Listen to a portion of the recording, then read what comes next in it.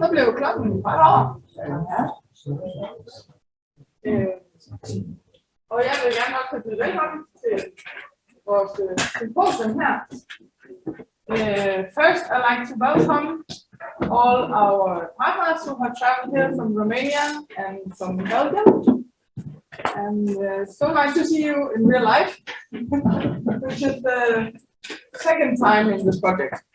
So, welcome to you all. Og så fortsætter jeg lige på dansk. Velkommen her til vores symposium, som bliver en blanding af workshops og oplæg.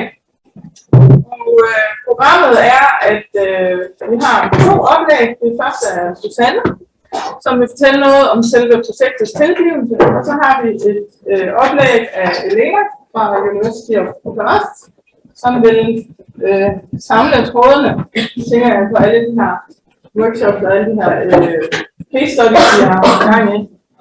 Så vil der være 2 workshops, hvor der vil være 2 forskellige case studies hver gang, og så bliver man må ikke vælge, men man bliver valgt simpelthen til at gå det ene eller det andet sted. Det er sådan det her. Så har vi derudover en væg herovre. Den blå murstensvæg, vi har fået pedellerne til at mure op her til dagens anledning. Og der må man gå ned, når man har været til workshop eller på alle mulige andre tidspunkter, og skrive på væggen. Man må gerne tegne på væggen, og man må også et klister og putte op på væggen, og man kan skrive sine tanker eller nogle refleksioner, når man har været ind til workshopsen, eller nogle idéer, man har fået, eller forskellige overvejelser. Hvad man nu har lyst til, og der er tusser, og der er blyanter, og der er klister, og der er bare stået løs. Ja, så har vi efter workshop 2 en lille refleksionssession, inden I får lov til at gå hjem. Og der har vi så også en avis, vi rigtig gerne vil have, at I skriver morgendagens overskrifter på avisen, inden I går hjem. Men det skal I nok få noget med information om. Så, jeps, så vil jeg sige, at vi optager også det her symposium her. Og kameraet står derovre, og det er sådan et eagle-eye-kamera, så det tager sådan ligesom det her. Så hvis ikke man vil være med på kameraet, så skal man bare blive bag ved den der sorte kasse der. Så vil det så. Og ellers, hvis man går herom, så har man så givet samtykke til, at jeg vil gerne til det. Ja. Men det var vist det. Så vil jeg give ordet videre til Susanne. Tak for det, Mette. And I will also try to speak in a mixture of English and Danish. And as Lisa said, I really want to welcome all of you very, very much. Also the Danish participants, but especially to our guests from Romania and Belgium. And I'm very happy that today we also got the visit from Michael, sitting up here, which actually retired from this project. When he got the money for that application, he said, okay, bye-bye. And then we have Solveig sitting here in the middle, which retired on the proper way. No, it's not.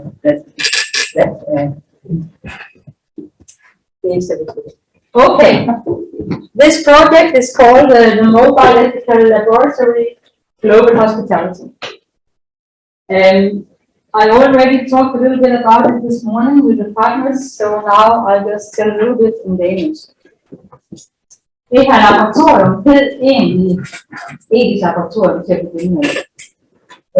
Og vi har været undervejs i en eller anden form for projekt i mange år, faktisk siden 2013, hvor jeg var i Belgien nede hos mine kollegaer Stefanie og Tamara, som har sådan et etisk laboratorium, som ligger nede i Flandern i Kortrijk.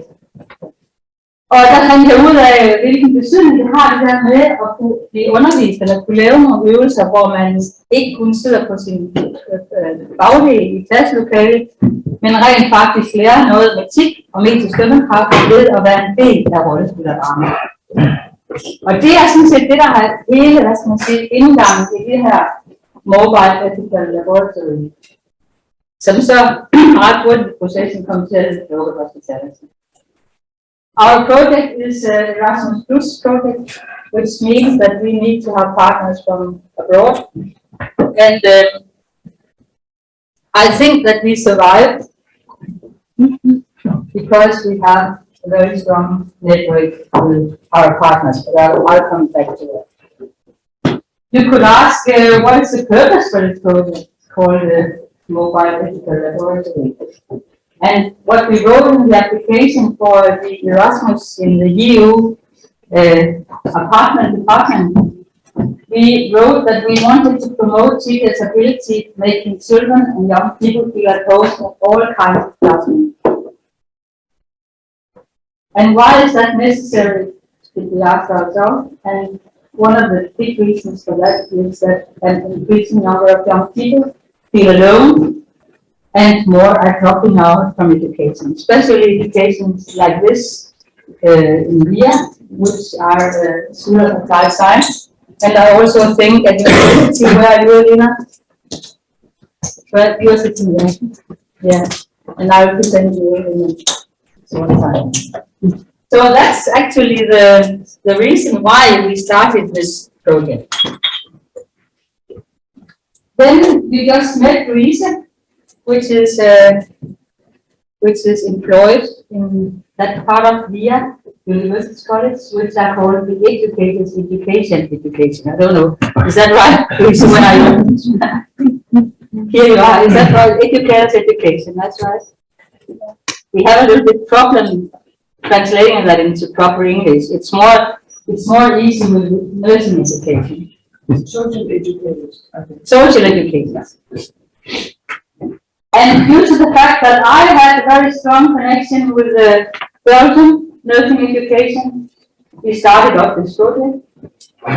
It's called Research the School in the Belgian project. And due to Michael, which and on that point was writing a center called the Center of Methodology and Methodology. And you had a very strong connection to the municipality of hospitable. And so then you invited Solveig and the School from Speech into this partnership. And then we have the educators' education or social education, so-called, which had a very strong partnership during a long period with Romanian partners, because we on that time had something called double degree education, which had connected you to Cyprian in Iași, in Durao, and we'll hear more about you in a short while, and to Simona from the Fairman School in Bucharest, and to University of Bucharest, which I presented with Elena. So we thought that, okay, we had a very, very good partnership, and then we had the challenge to make an application, to write an application where we could include all those different educations, because that's, I mean, from the primary school, secondary school in Swiss and Bucharest, running up to the vocational school in Kortrijk, running into VIA, which is applied science school, and then the University of Bucharest. But we managed. That's why you are here today. And we got the money and we spent it all. Every cent or euro we spend it, I think. I don't know if you remember that, but I think so. Stina didn't say yes. Good. Those pictures are from 2018, where Michael and I traveled to Bucharest, meeting Simona and Cyprian and Elena and Stephanie and Tamara. And here in this picture we are talking in the garden of the Fairman School. It's still there. It's still there. But I think, Simona, that all your classrooms are now Rooms for refugees, Ukrainian refugees. Yes. So you don't need your rooms for school classes, you use them for refugees. But anyway, we had a very nice meeting, and we we planned the project. We went to a restaurant in the late afternoon, and we were celebrating that we would go for this project. And we didn't spend, COVID-19 was not in our thoughts. Who could imagine that we would be in connection with that virus? In a project with several partners I wrote here who collaborate over 3 years, physical meetings are necessary. We thought so. But this was and is the only physical meeting we ever had in these 3 years. And we were sitting here in the building A during 3 days. Michael were running the process here. Louisa and I wrote a very nice timeline, I think, here about what should we do. We used your very creative gifts to make this planche, or writing or reading or what you call it. And this was the only meeting. You won't find Heidi, because Heidi came in a little bit later. You won't find Anne. Where's Anne? You're here. You also came a little bit later. You won't find Carsten, because she came in a little bit later. But Elena is there, Simona is there, Stefan is there, Tamara is there, Michael, Louise, and me. And he survived it. Yes.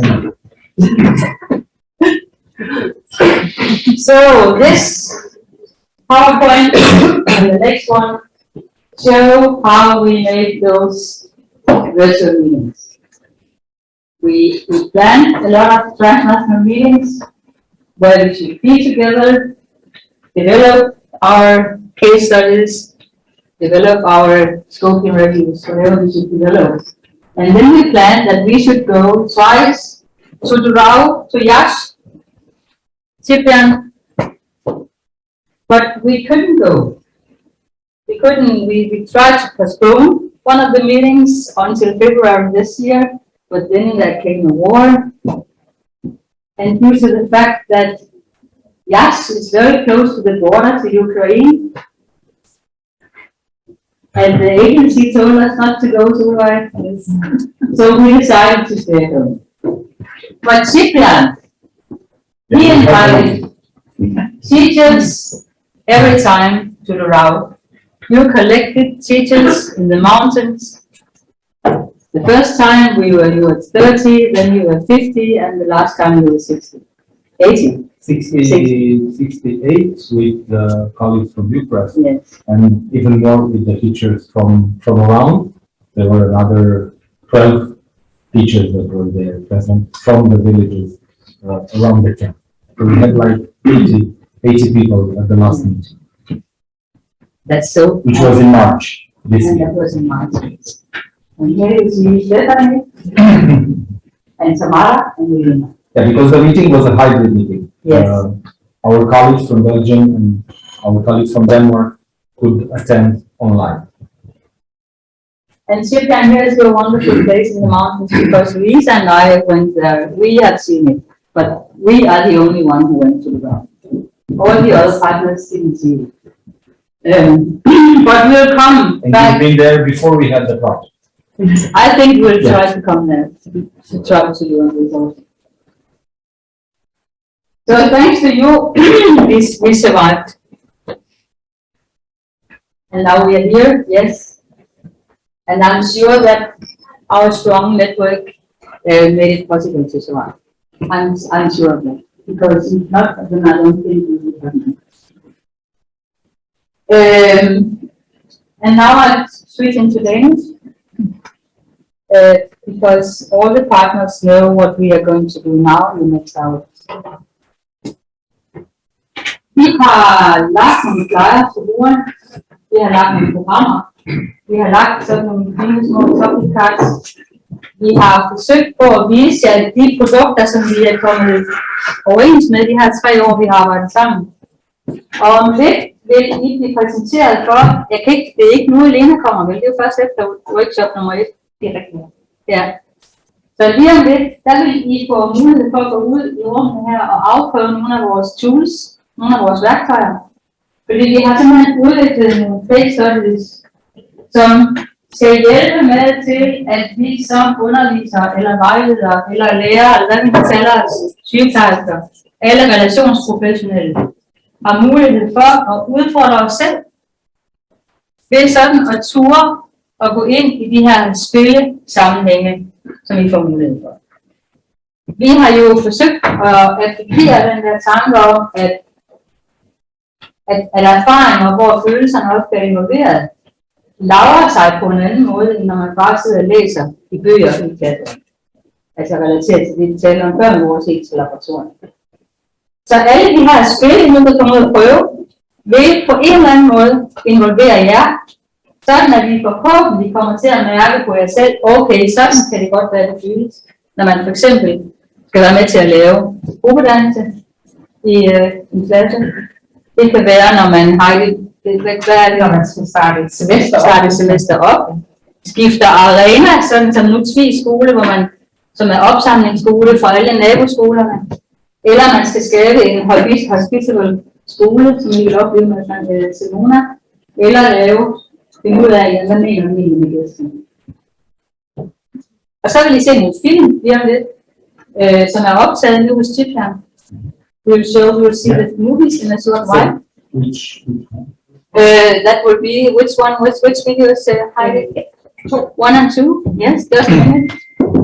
And then after the workshop,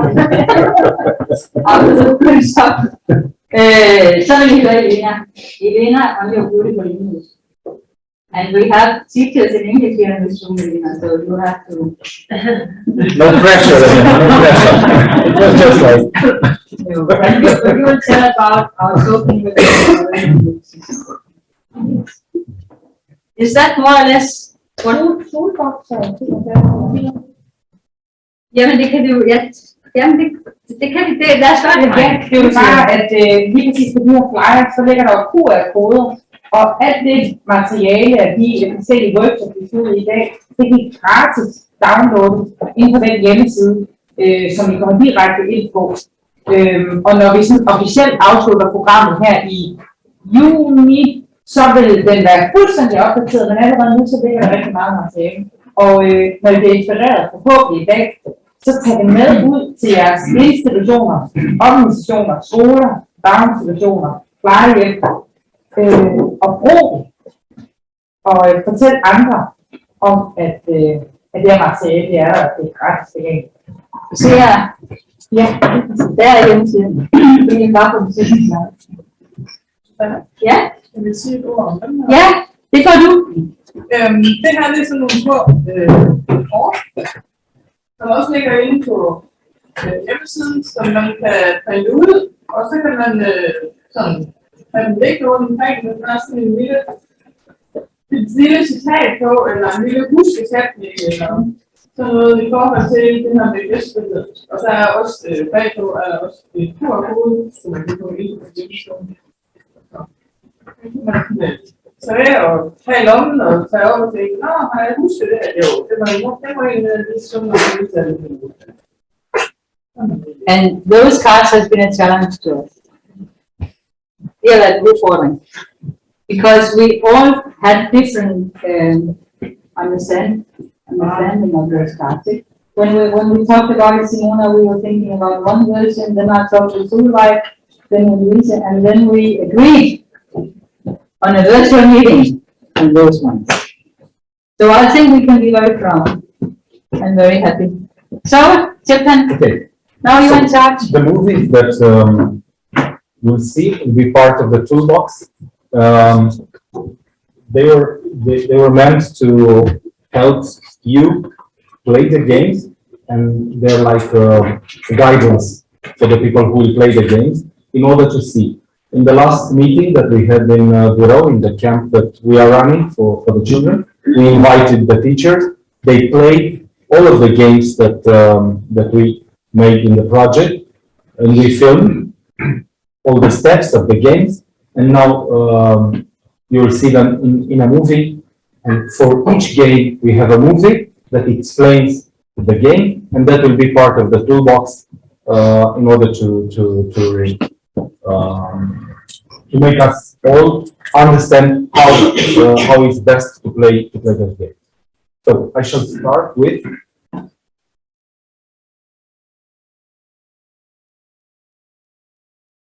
Hospitality, hvordan kan man have brug for hospitality i forskellige sammenhænge til vores projekt?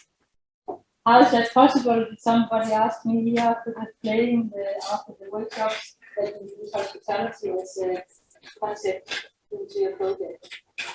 That's what we are going to hear now. Because Elena, where are you? You're here.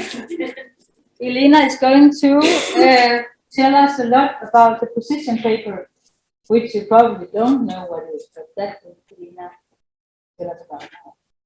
And then afterwards, I hope that you have a good feeling, a strong feeling of what we have been doing these last 2 years. What is yours? Just the second is, technology has its own way, and I'm afraid it's stuck. I don't believe you because normally you are very, Okay? you are like Sophie and the technical. It's not Genius. responsive. No. Sorry for that. But it's in my computer is to play. Okay, it's not working.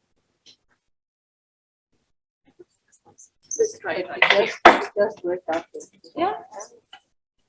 The technology says you really need some more time off, and having plenty of time to have coffee, it doesn't want to work. My mouse pad is strongly protesting.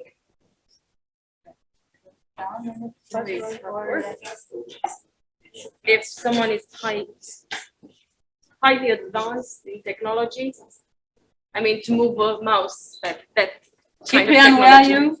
you? Here, I think it's a restart. Yeah, we have to restart, I think so. But then you just talk and then we. That can Sure, work. I'll put a little bit. No? But I tested it, it worked. Then you can have mine.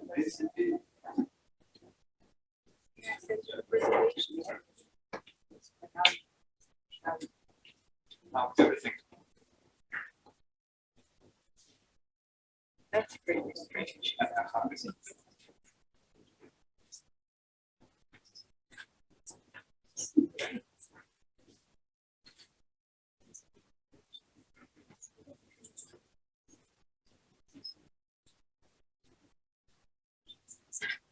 That's not it. But I'm just lazy.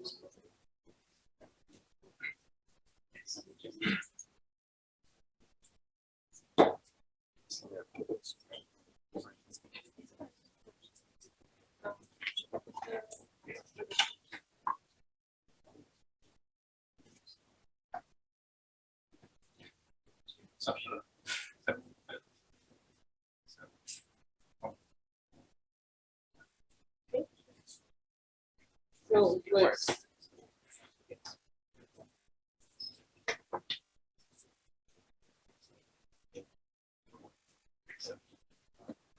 Okay. Sorry for that. Technology has its own way.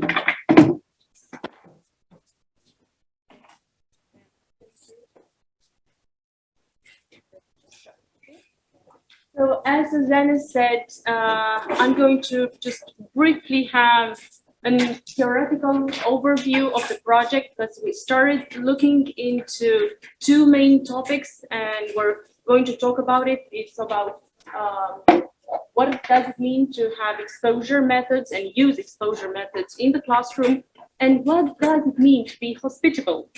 And how do we bring, and with the help of Suzanne, we've done that in an excellent way, I could say that, bringing the part of being hospitable from the nurse department to the educational department.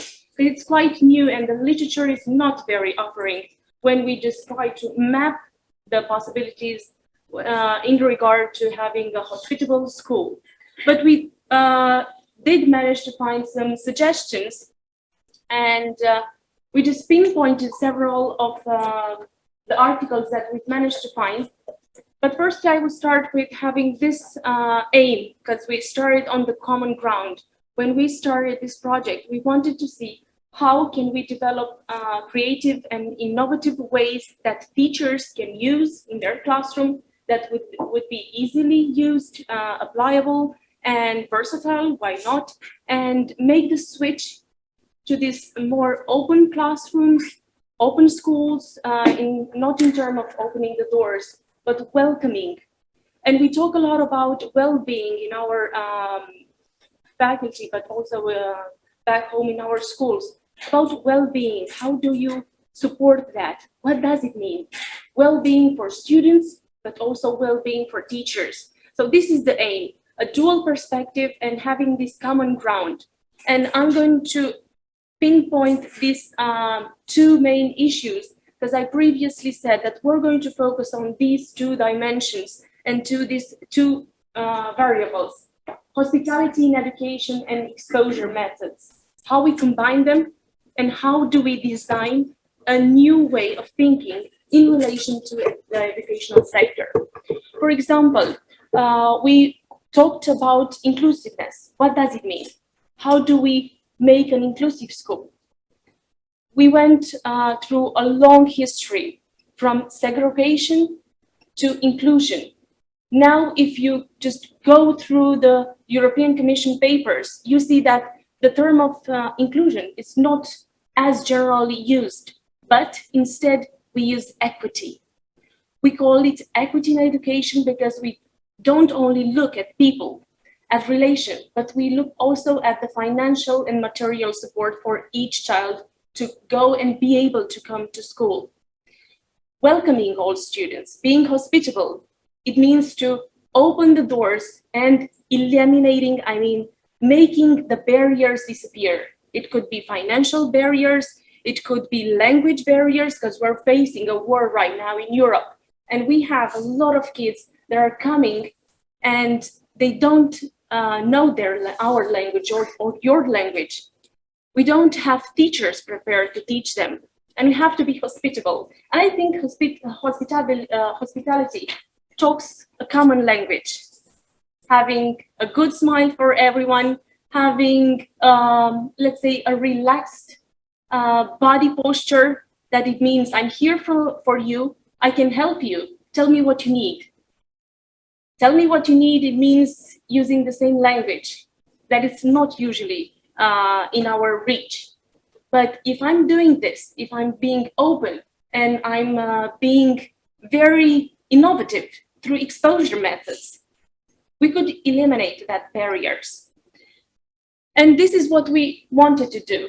And first we look at hospitality in education. And we generally focus on strategies, how to make this term, because actually it's something that we found in the literature through Suzanne and her nurturing experience. How do you translate it with an educational background?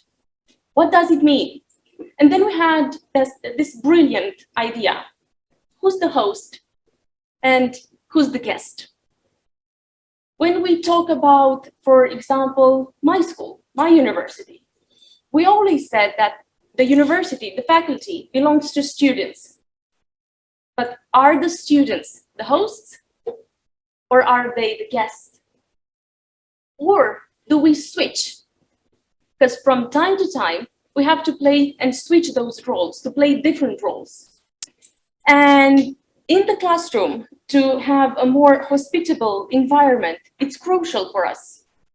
As you can see here, we have a lot of paintings on the walls, just brighten up. It just makes you smile. It makes you wonder, what is this painting about? How do I relate to it? How do I identify? And most important, you're going to see that sense of belonging. It means I belong here. I'm a part of this place. This is what about when we are trying to define the role between the host and the guest. The guest, when we talk about the guest, is that person who prepares everything, who has every little bit of things, every tiny element put into place so that the person who walks in feels really cozy. For us, in this situation, this is the teacher. The teacher settles the school, settles the classroom, prepares all the environment, from furniture, from walls, and other elements that could brighten up. Also, when we're talking about the host, he wants to make a good impression. So the teacher, when you enter the room, he really has to think about two main things. How do I get my kids to really feel happy when they enter? And how do I get them be identify themselves? And is either I could post some of my kids' work on a panel, on a word wall, or I could invite them to paint. These little things, as we saw in Simona's presentation earlier, playing with the cards, having a chit chat with our colleague in the teacher's room. Small things make the difference. We have to think and we have to remind ourselves every day through our discussions, through our reflection, what does it mean to be the host in your own classroom? But we have to think on the opposite. What about my kids? Do I have to teach them how to be the guest? What should a guest do? Should I teach them respect? Should I teach them how to value the things they have around them? How to be, in one word, welcoming to the environment someone has prepared previously just for them. So the host as the teacher and the guest as the child has to have a common ground.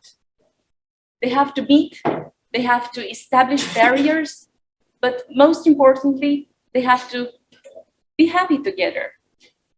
Just have, let's say, this kind of union. I'm here for you. This is the message that the teacher sends. But the kids should be positive. How can I help you? As a very good guest, the guest says, can I help you? Can I carry your, tray? Can I help you set the table up? This is what kids should be taught to do. They should learn how to help the teacher. They should learn how to respect the environment. And I just have this very nice quote that I really like. Dr. Brown talks about this sense of belonging. What does it mean? When do I belong to a place? When I feel at home. When I'm at home, I'm with my own very being. It means about authenticity. I let others see myself, the true me. And this is what Dr. Brown says in her books. Let's invest time, let's invest effort into teaching our kids how to open up, how to be themselves. It's an act of courage to be vulnerable, to show yourself to others, and others to accept you. Because when you're open to others, maybe not all the time you're going to have this positive response. For example, in a class, a kid should say, I really need to move. I'm not a very good listener when I sit down, but when I'm moving, I'm just waving my hands. Maybe I'm doing some gymnastics. I do listen to you. For us, in terms of acceptance, meaning let him be the way he wants him to be. But let's set up some respect for others. It means if I feel the need to just jump around while someone is talking, the teacher is talking, I should do that. But I should pay and be considerate to others. I should not overwhelm my classmates. I should not make noise. This is about mutual respect. I respect your wishes. I see you the way you are. And I appreciate that you're part of my class. But we have to teach him how to be there, be present, and respect the others. This is about how to be present, how to be authentic, but still respect the others. We are all different, but we are all equal. This was the definition of inclusion. Respect, appreciate, and then welcome your school environment to all students regarding their learning difficulties, their behavior difficulties, and set a common ground from them. It's something like we talk in psychoanalysis. It's a win-win process. The kid who has special needs, special requirements, wins because he feels accepted, as Brené Brown said. But the rest of the group also wins. So it's a win-win situation. The group, what does it win? It wins when he sees that it's not about tolerance. It's about accepting the other just the way he is. It's about respect. It's about showing the kids that the world, it's not a, let's say, commonplace. In the real world, we face different people with different aspirations, with different needs. And it's quite okay to adapt to the situation and to the needs of that person. But also keeping in mind that I have my own needs. So when those two needs meet, the teacher has to have this flexibility, but also just have this common ground. Let's have some rules that shall all respect. But mostly, and we talked about, and Susanne, you said that word, reciprocity. And she said it so many times that it stuck to my mind. So I just put it on the slide. I had to. But we discussed it so much. What does it mean? Yeah. It means what I just previously said. I have my own needs. I have my own expectations. You have your own. Let's meet. Let's have a common ground. Let's discuss about it. This is about unconditional and reciprocal activity. Getting together. But not always just get together. Let's celebrate that being together, it's meaning learning. It makes me a richer person in experience. It makes me a more authentic person because I found out things that I didn't know about myself. Maybe I never knew that I had so much patience to explain what the geological position of, I don't know, what thing to my colleague, because I really am good at math, for example, and I explained it to my colleague. Peer learning. I found out something about myself. Maybe a kid should say, I could be a very good teacher. I'm good at it. Peer learning, peer teaching from an early child. It means reciprocity. I bring into this collaboration my own thing, the most valuable thing that I have, you as well. Just come up with the things that you are good at, shine at, and let's talk and meet. And let's have a bigger scale. When we talk about not only school at our, let's say, middle level, but let's talk about micro level. What does it mean for a headmaster, for a principal, to just have this common discussion, hospitability? What does it mean for my school? It's not only about my class. Now we talk about school. How do we make this transfer? I mean, how do I empower my colleagues, the teachers that are there with me in my school, to spread this philosophy about accepting? It means also about setting a very nice background. It means that we should all meet just like we did today, talk about it, set our expectations. The principal or the headmaster, as the host, he could just be the first piece, like a domino, who starts everything. He will set the tone and then the others will follow. It's like a waterfall effect.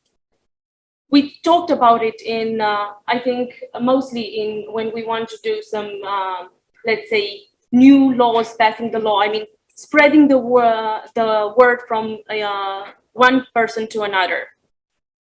It's sort of contamination. This is what the headmaster should do.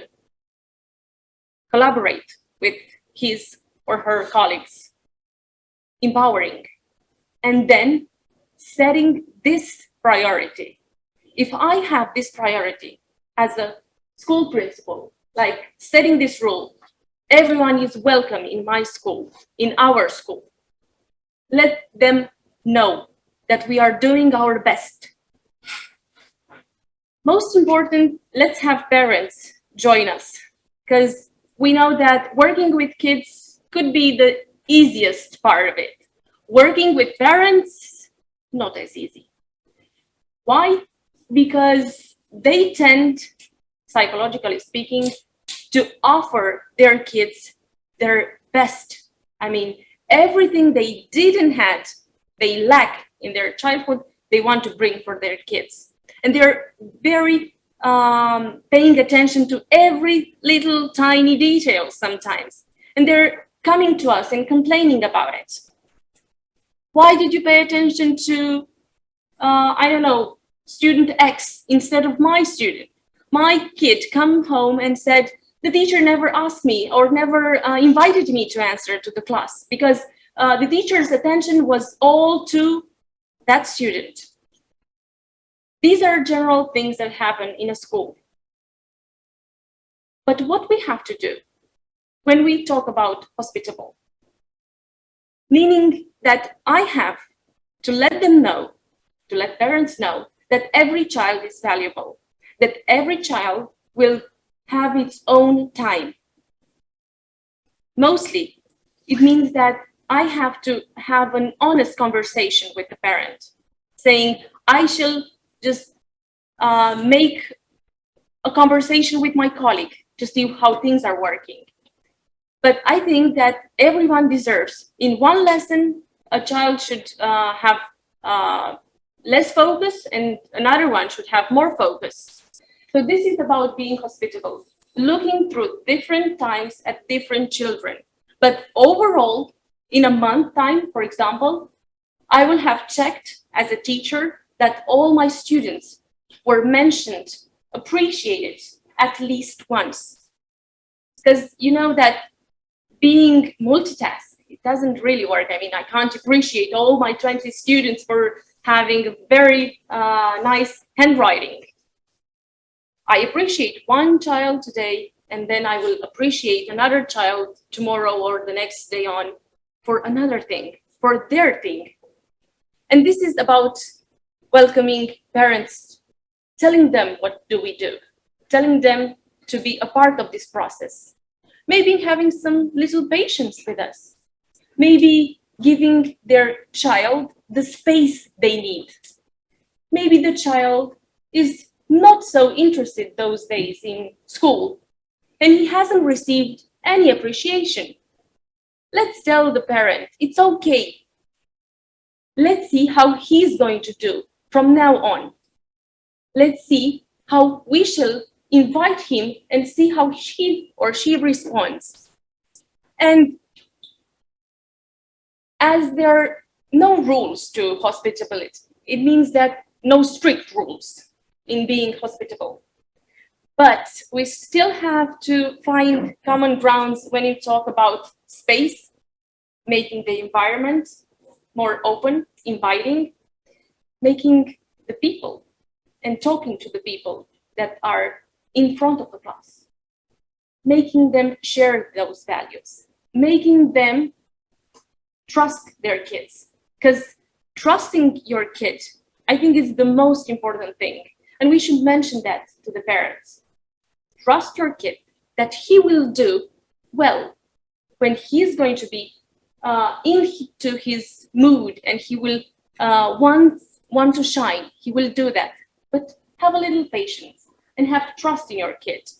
This is about, it means that we have to look at these variables and put it together. But how we do it? What are the strategies?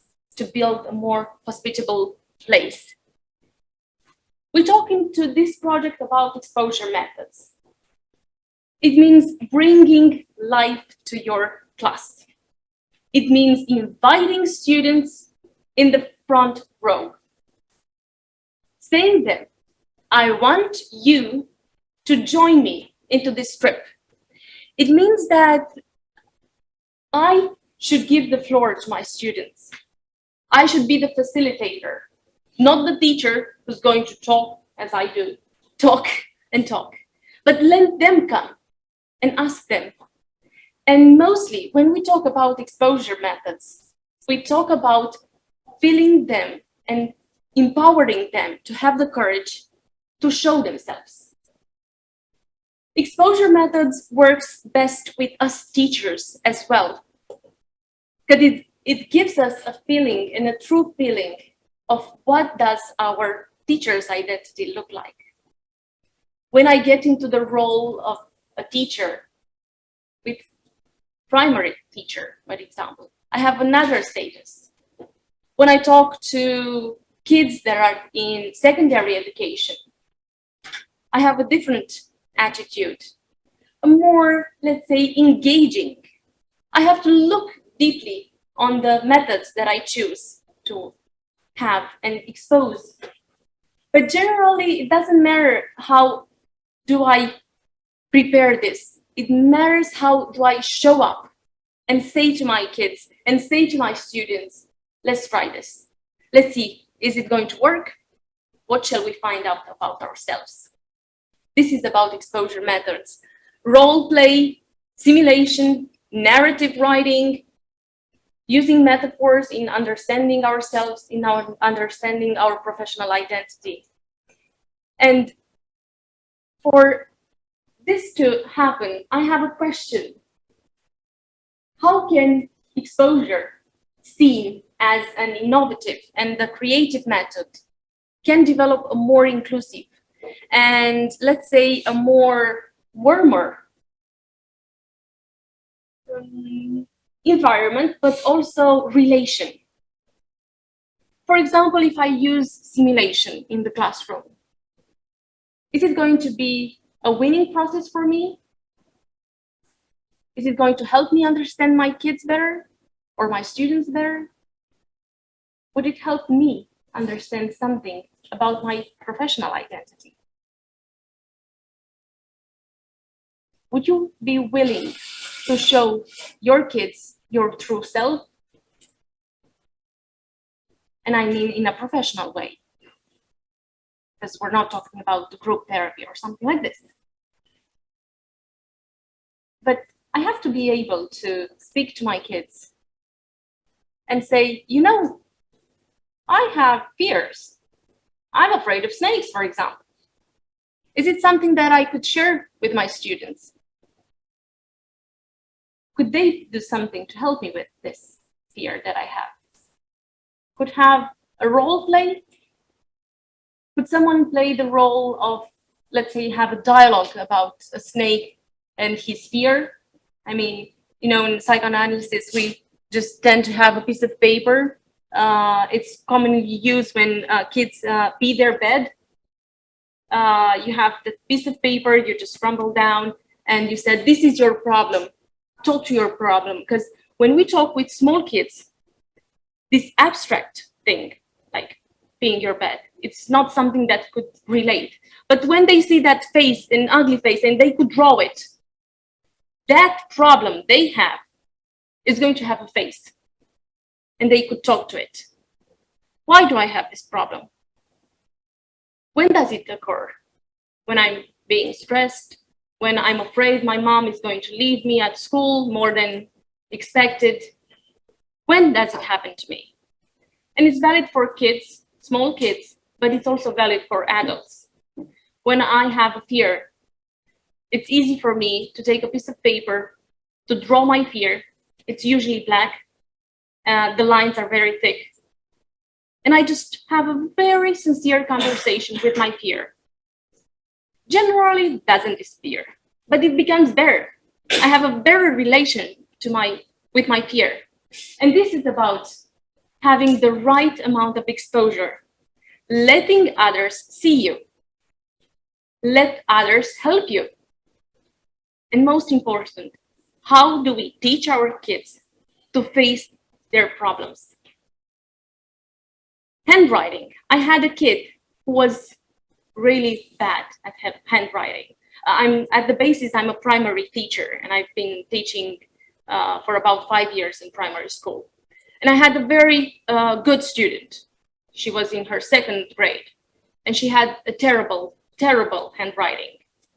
She had also a disease that controlled her shaking. But she wanted to be better because she knew that she deserves the best in her grading system. But handwriting was, not say top priority, but among the top priority when we talk about primary school. How can we do that? How can we face this issue that our kids encountered? How do we talk to them? How do we use exposure methods to talk about something that reflects on the well-being of a student, but on the well-being of the entire class? Because my student, maybe she has problem with her handwriting, but I think other students, other kids have different issues. I could just say to them, let's have a chit chat with your fear. Let's draw it. Let's put it to the corner, how we say it when we were little and get punished. You have to have a timeout, go to the corner. How do we teach our kids? Doesn't our fear need a timeout? Can I give a timeout to my fear? How do I do that? Talking to it, preparing the ground, and having a real and authentic conversation about it. Most important, when you talk about exposure methods, and I think it's going to be back soon. Sorry. When we talk about exposure methods, it's about true appreciation, deep understanding, and we call it this key of what does it mean, like authentic learning. We don't talk about or only talk about being authentic, but about authentic learning. You know that it was these learning styles. We talk a lot in educational field about learning styles. Some theoreticians say it doesn't exist. It's a myth. If you read a blog, it's a very famous Solon. He talks about our educational guru, Hattie, John Hattie. It's one of the most famous practitioners and theoreticians in the educational field. But if you read the blog of Solon, you're going to see that, and the title is John Hattie was wrong, I think.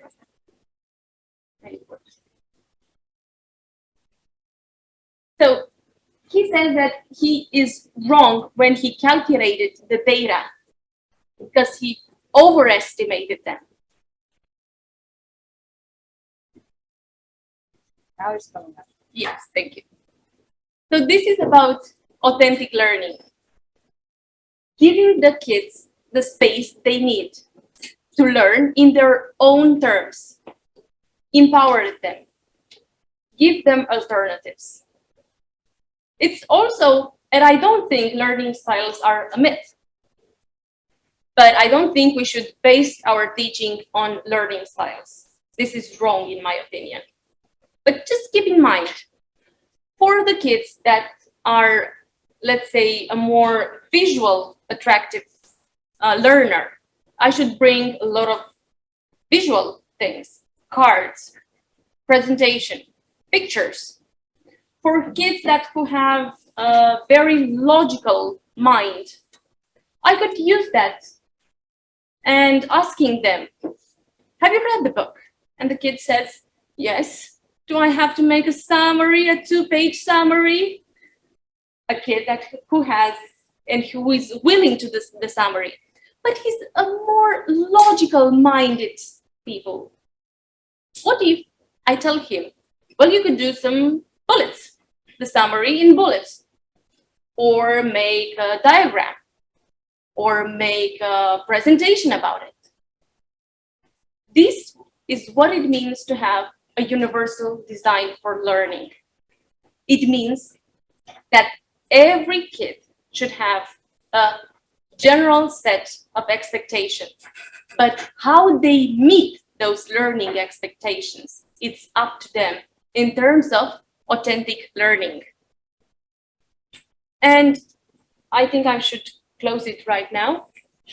But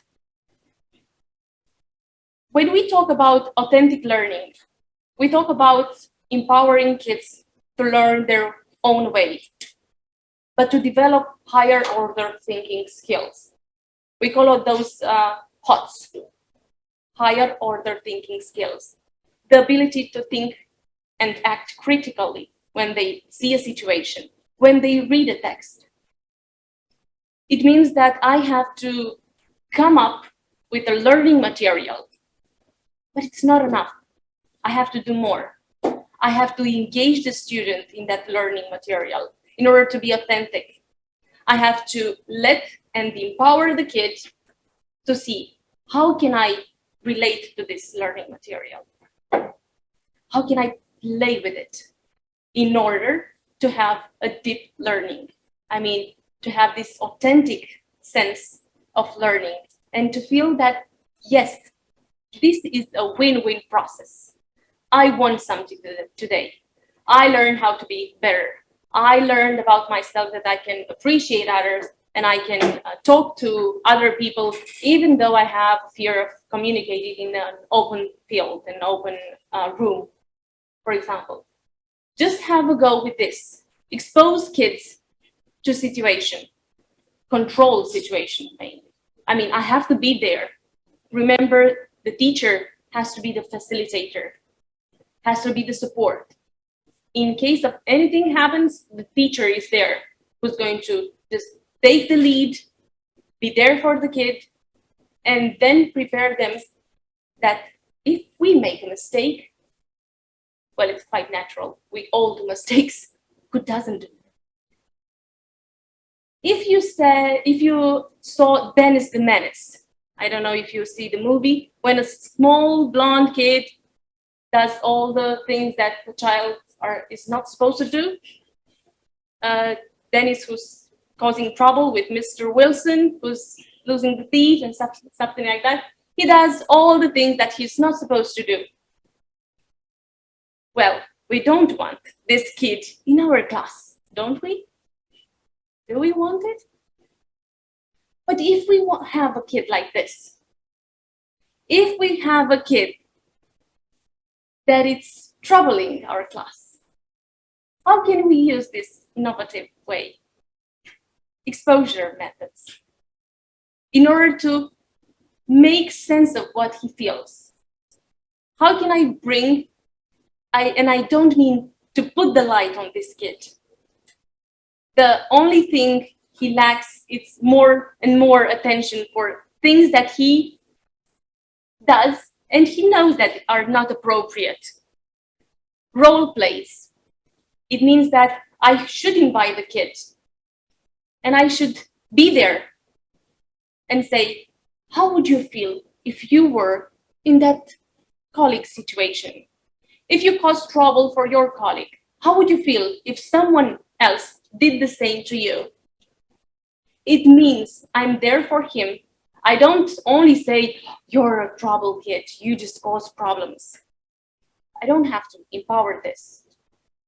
I have to be there for him and letting him discover why does he feel the need to do this? And what are the consequences of his actions? Role play. Putting the kid and being there with the kid to discover what the other is feeling. It's called empathy. Teaching empathy. Empathy doesn't mean I have to feel the same thing as that other person, because I'm not the other person. I have other backgrounds, other experiences. It means that I should discover what I feel, but when I'm in that same situation. This is what the main advantage of role play means.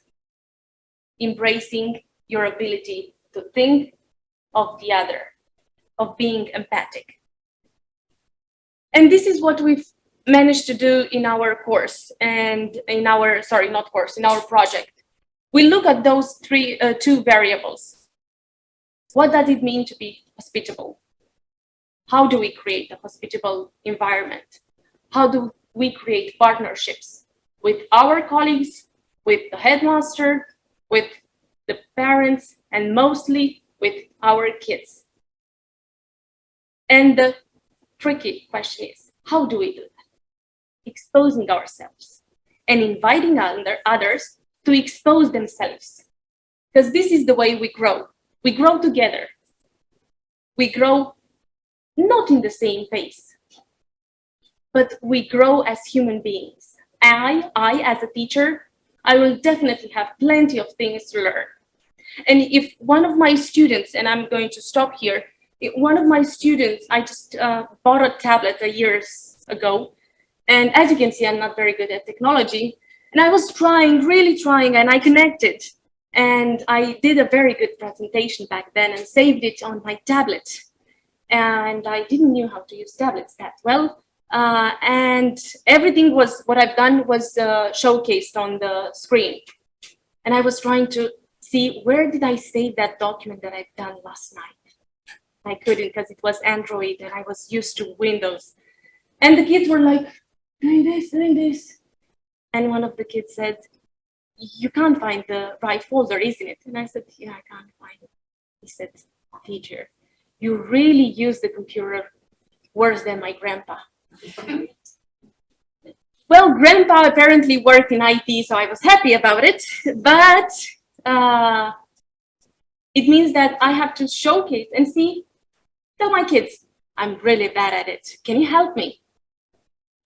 When you say to a kid, and being honest to a kid, or saying to a kid, well, I did a bad thing today. I forgot to bring, I don't know what I promised to you. Being honest to kids. This means also inviting them to your house, inviting them to your space, inviting them to meet the true you. The you that from time to time makes mistakes, the true you that from time to time forgets things that they promised to do, but accepting them. And if you do that, your kids will follow you. And it doesn't matter if they're 10, 20, 21, as my students. This waterfall effect is going to have its effects. And kindness, I think it's kind of contaminating. And this is what our project is about. Being kind, being open, being authentic, and in one word, being hospitable to others, inviting them into your world. Thank you very much. Thank you, Rina.